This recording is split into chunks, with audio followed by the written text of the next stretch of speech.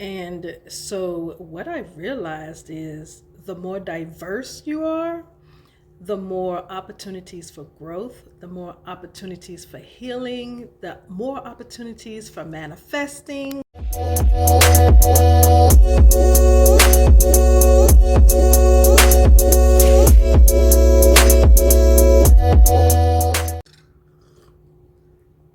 Hey, peace and blessings. Getting my morning specialty here. Wake up, be awesome, and repeat. I had to get it. I had to. When I saw it, I had to get it. But anyways, I was thinking, because I'm doing a lot of introspection in the month of February. I'm doing a lot. This is the month that my solar return would be on the 5th, which is this coming Sunday. And I'm quite excited about it. I've been doing a lot of introspection. It'll be my 9 year. And one of the things that has helped me in healing is diversity. My diversity of my circle. I never have the same type of people in my circle. First of all, for me, that's boring. I love different things. I love experiencing differences. And that's the reason why conflict shows up in my life a lot, is because I appreciate what conflict and what controversy and revolutions and everything like that, what they have to offer.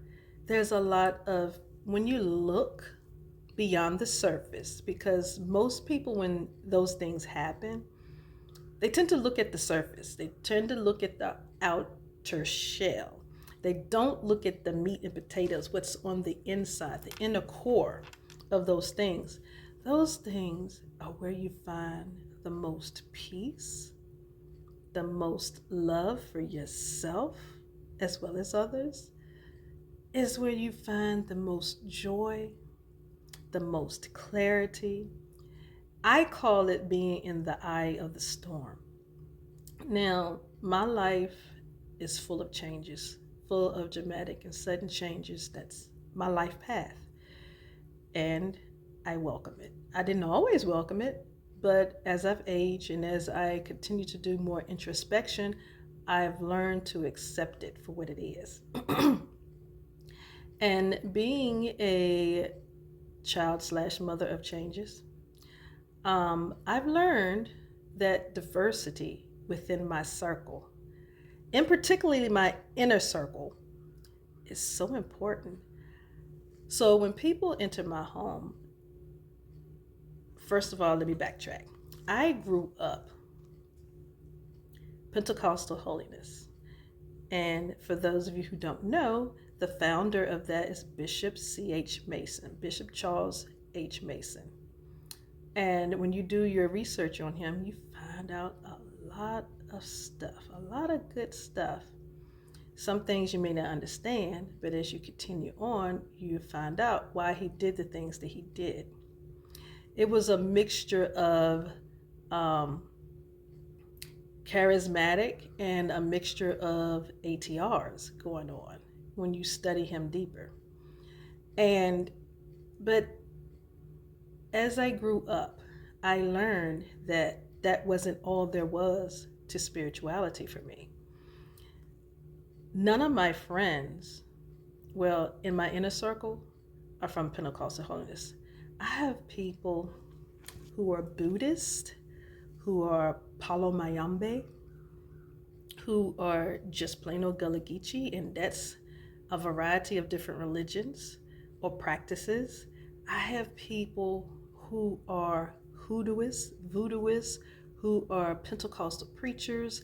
I have all types of people, and I learn from every one of them, and I appreciate each one of them. So when you enter my home, as I was saying earlier, you may see a variety of different Tara Buddhas in my home. You may see a variety of different deities of different pantheons in my home because I appreciate diversity. I really do. I appreciate diversity because there is strength in each one of those things. And sometimes what I'm looking for may not have come from what I grew up with. It comes from somewhere else that has found a connection within me because it was already there anyway. Don't think just because you're in one thing or connected to one thing that you can't be connected to something else and it won't work for you. Find your connection. You don't have to go all out, but find your space in it because if we are people of everywhere and all things are connected to us, there is a connection with you, regardless of what you practice, to everything outside because there is a space of it in here with you. You just have to find your space with it. Now, I don't practice all of these things. I don't. But I have an appreciation for all these things. That's a different story for another day. Like I said, I have many different friends of different backgrounds. And why I got into this 35 years of nursing, and somewhere like in my 15th to 20th year, somewhere around in there, I saw where studying the different religions of my patients helped them to heal very quick, like very, very quick. Because when they would get frantic or be in a lot of pain, and they said that the medications and everything wasn't working, if they were Catholic, I would pull out rosary beads. If they didn't have it, I had some. I found out what they needed and I found some. I would, and I would have my own little emergency kit. If they had them, I said, okay, let's pray. And we would go through the little prayers or whatever. If they were Episcopalian, we did those prayers, and I would do it with them. And it helped them to calm down. It helped them to speed up their recovery. And a lot of times, those who were afraid of losing their mind and because they were facing dementia or Parkinson's, it helped to stabilize their emotions because your emotions have a lot to do with what goes on in your body physiologically. If you don't believe it, try to remember the next time you get angry, what's happening. Your heart starts palpating, beating very fast. Sometimes you get short winded. Those things happen. Those things are real and they affect your body.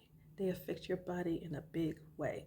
When you get very excited, like something frightens you, your heart races, your adrenaline pumps, all of those things, they affect your body. All emotions, even love has an effect on your body. Happiness, joy, all of those things. That's the reason why it's important to try to create your space with peace.